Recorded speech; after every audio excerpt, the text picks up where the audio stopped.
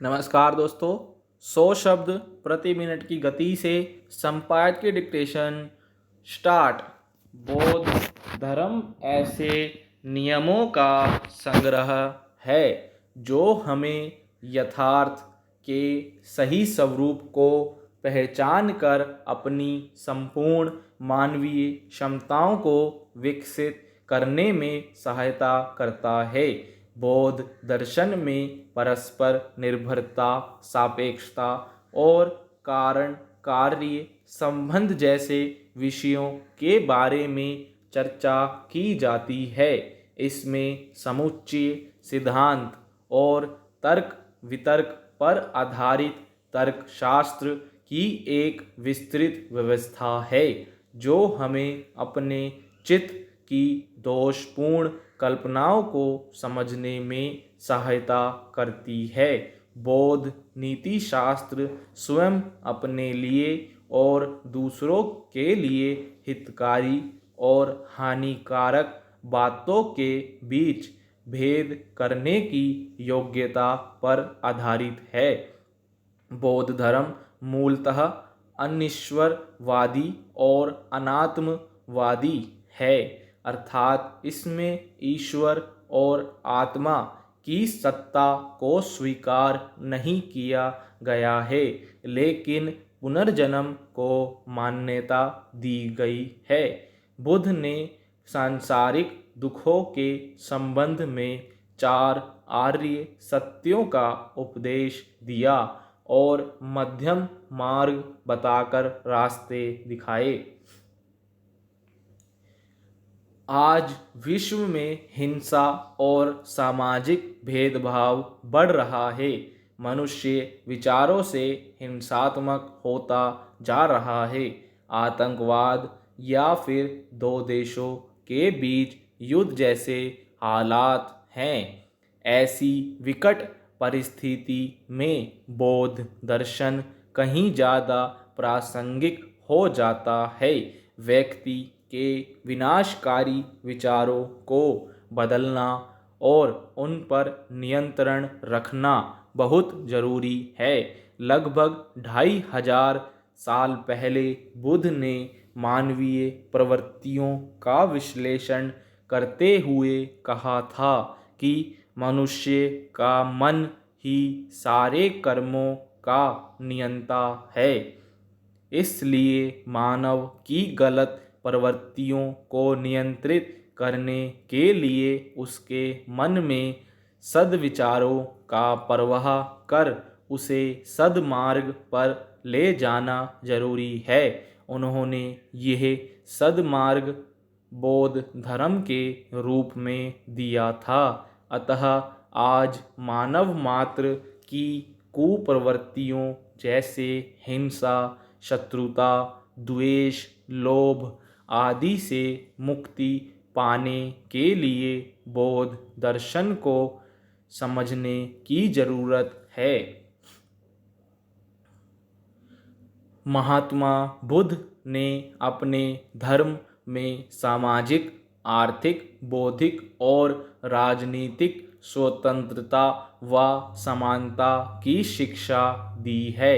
बुद्ध ने सांसारिक दुखों के संबंध में 4 आर्य सत्यों का उपदेश दिया था। ये आर्य सत्य बौद्ध धर्म का मूल आधार है। इसके साथ ही सांसारिक दुखों से मुक्ति के लिए बुद्ध ने अष्टांगिक मार्ग पर चलने की बात कही।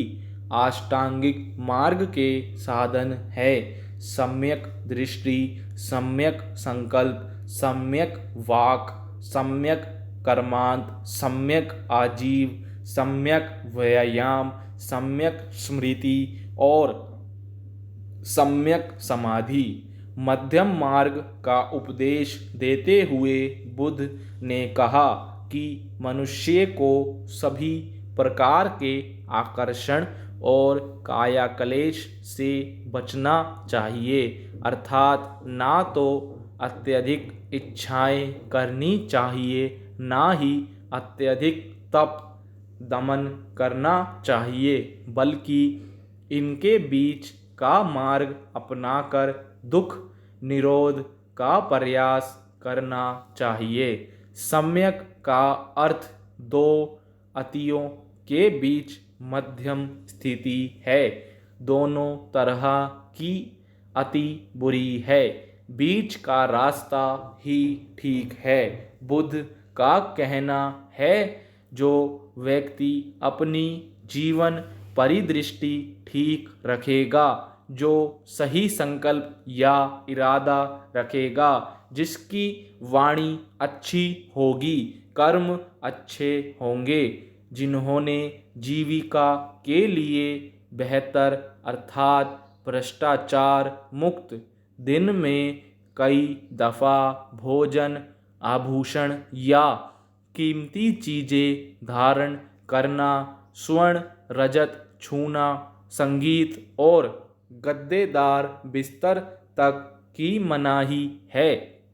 इसी तरह सूक्ष्म से सूक्ष्मतम चीज़ों पर बौद्धों ने पर्याप्त विमर्श किया है। यह दर्शन पूरी तरह से यथार्थ में जीने की शिक्षा देता है। दलाई लामा ने कहा है, हम आस्तिक हों या अनीश्वरवादी, ईश्वर को मानते हों या कर्म में विश्वास रखते हों, हम में से प्रत्येक नैतिक नीतिशास्त्र का अनुशीलन कर सकता है। आज पूरी दुनिया हिंसा, धार्मिक उन्माद, नस्लीय टकराव जैसे गंभीर समस्याओं से जूझ रही है। मानव अस्तित्व के लिए बड़े और गंभीर खतरे खड़े हो गए हैं। इंसान ने जहां विज्ञान, तकनीकी और यांत्रिकी में विकास और उसके उपयोग से अपार समृद्धि हासिल कर ली है, तो दूसरी ओर स्वार्थ, लोभ, हिंसा आदि भावनाओं के वशीभूत होकर वह आपसी कलह, लूट खसोट, अतिक्रमण जैसे विनाशकारी मार्ग को भी अपना रहा है। आज दुनिया में भौतिक संपदा के साथ साथ मानव अस्तित्व को भी बचाना आवश्यक हो गया है। इसलिए आदमी के विनाशकारी विचारों को बदलना और उस पर नियंत्रण रखना बहुत जरूरी है। बुद्ध ने मानवीय प्रवृत्तियों का विश्लेषण करते हुए कहा था कि मनुष्य का मन ही सभी कर्मों का नियंता है। अतः मानव की गलत प्रवृत्तियों को नियंत्रित करने के लिए उसके मन में सद विचारों का प्रवाह कर उसे सद्मार्ग पर ले जाना आवश्यक है।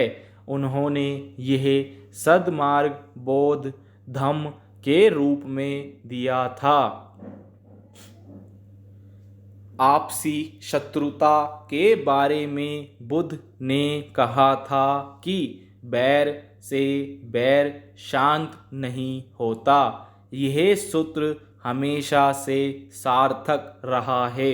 डॉक्टर भीमराव अंबेडकर ने भी कहा था कि हिंसा द्वारा प्राप्त की गई जीत स्थायी नहीं होती, क्योंकि उसे प्रतिहिंसा द्वारा हमेशा पलटे जाने का डर रहता है। अतः बैर को जन्म देने वाले कारकों को बुद्ध ने पहचान कर उनको दूर करने का मार्ग बहुत पहले ही प्रशस्त कर दिया था। उन्होंने मानव मात्र के दुखों को कम करने के लिए पंचशील और अष्टांगिक मार्ग के नैतिक व कल्याणकारी जीवन दर्शन का प्रतिपादन किया था। आज भारत सहित विश्व में जो धार्मिक कट्टरवाद व टकराव दिखाई दे रहा है वह सबके लिए बड़ी चिंता और चुनौती का विषय है। भारत में सांप्रदायिक दंगों और जातीय जनसंहारों में जितने निर्दोष लोगों की जानें गई हैं वे भारत द्वारा अब तक लड़ी गई सभी लड़ाइयों में मारे गए सैनिकों से कहीं अधिक है। अतः अगर भारत में धार्मिक स्वतंत्रता और धर्मनिरपेक्षता के संवैधानिक अधिकार को बचाना है तो बौद्ध धर्म के धार्मिक सहिष्णुता, करुणा और मैत्री के सिद्धांतों को अपनाना जरूरी है। स्टॉप फ्रेंड्स, पीडीएफ का लिंक आपको नीचे डिस्क्रिप्शन बॉक्स में मिल जाएगा। आप वहां से पीडीएफ देख सकते हैं और अपने डिक्टेशन को मिला सकते हैं। धन्यवाद, मिलते हैं अगली वीडियो में।